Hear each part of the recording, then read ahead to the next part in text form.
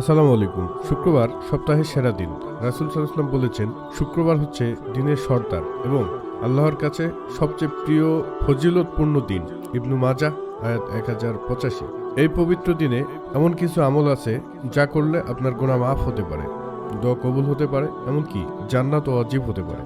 সূরা কাহাফ পড়া। রাসূল সাল্লাল্লাহু আলাইহি ওয়াসাল্লাম বলেছেন, যে ব্যক্তি জুমার দিন সূরা কাহাফ পাঠ করে তার জন্য 2 জুমার মধ্যবর্তী সময় নূর জ্বলে। আল হাদিস আল হাকিম। বেশি বেশি দরুদ পাঠ করা। শুক্রবারে আমার প্রতি বেশি দরুদ পাঠ করো, কারণ তোমাদের দরুদ আমার কাছে পৌঁছে দেওয়া হয়। আবু দাউদ 1531। দোয়া করা। শুক্রবার এমন একটি মুহূর্ত আছে যখন বান্দা যদি দোয়া করে আল্লাহ তা কবুল করে। বুখারী 935। সকালে গোসল করা ও পরিষ্কার পোশাক পরা। রাসূল সাল্লাল্লাহু আলাইহি ওয়াসাল্লাম জুমার দিন গোসল করে সুগন্ধি ব্যবহার করতে বলেছেন। বুখারী 883।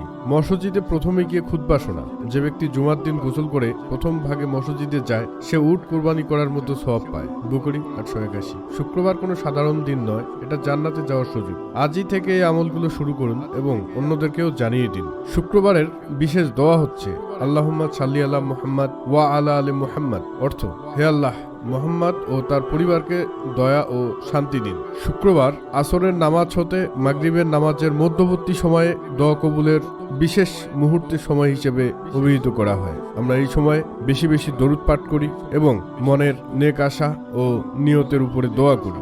আল্লাহ তাআলা সবাইকে বেশি বেশি আমল করার তৌফিক দান করুক। ইসলামিক ভিডিও পেতে চ্যানেলটিতে সাবস্ক্রাইব করুন, শেয়ার করুন, অন্যদেরকে উৎসাহিত করুন। ধন্যবাদ। আসসালামু আলাইকুম।